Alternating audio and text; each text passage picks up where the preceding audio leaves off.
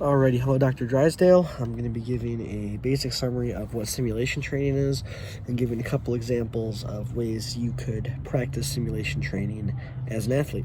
So simulation training in a sense is when you're practicing as an athlete, putting yourself in game time scenarios that match the intensity of situations you may be put in during a sport or activity. So that way, athletes can kind of prepare themselves for the intensity of such scenarios. It is a hallmark of championship athletes. A lot of athletes will do this in practice, just so that way they can prepare their mind and their body for these stressful situations. 3 examples of simulation training. Of these 3, 2 of which will be applicable to any sport, and then one of them will be applied to the sport of lacrosse because that is the sport I'm most familiar with, considering I played it in high school. And actually, it's kind of interesting because I didn't know what simulation training was prior to reading this chapter of the book, but I've actually engaged in some aspects of simulation training, which I will explain later in this video.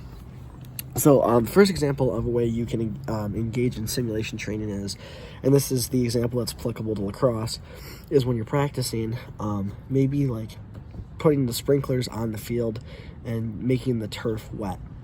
And this is actually also explained in the book that it's beneficial to do this when playing a sport that is in the grass because you don't really plan for those situations. For example, when I'm running up and down the field, I'm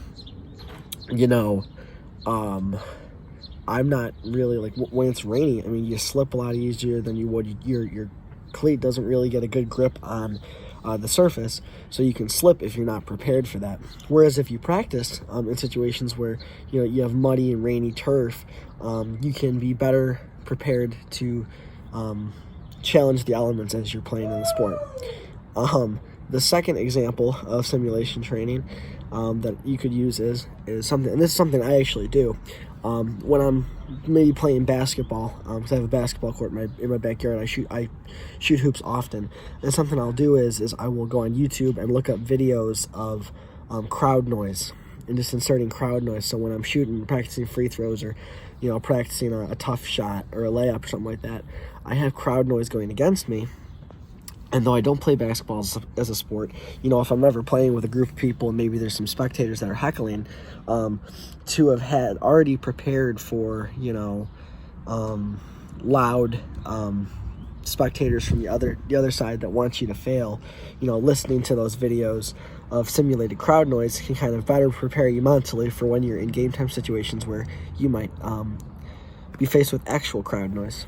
And then a third example of simulation training that can be applied to any sport is, and I use this also when I shoot hoops, is just kind of putting yourself mentally in a situation where it's not just shooting a 3-pointer or maybe shooting 2 or 3 free throws in a row. It's kind of just like really putting yourself in a tied game situation. 3 seconds left on the clock. You have to make these 3 free throws. Kind of just putting that pressure on yourself to perform well. Because if you're just shooting around when you're practicing and not really giving a care in the world of the way you're shooting, when you're put in those stressful situations, you're not going to be able to perform as well because you're like, oh my gosh, this is a stressful situation. I haven't anticipated for this at all. Whereas if you really, when you're practicing, just mentally encase yourself in a situation where you need to make this shot to win the game. I have found that when I shoot by myself and do this, and then when I shoot hoops with my friends or maybe other people at a park or something, and I'm put in that difficult spot, I feel much more relaxed and confident in myself because it's something that I've prepared for already. So, simulation training.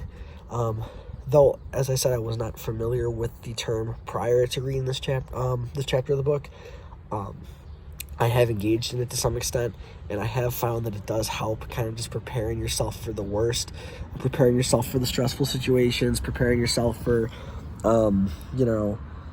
other people trying to get in your head and trying to affect your game or your style of play. When you prepare yourself mentally for those obstacles, you'll be able to unlock your full potential, regardless of whether or not it is a game-winning shot or a clutch moment. So, that's my video for the week. Thank you, Dr. Drysdale, for listening. Thank you for everything you've taught us this semester. I feel much more confident as an athlete as a result of taking sports psychology. So thank you for the many life lessons I hope to apply in the future. Have a nice day.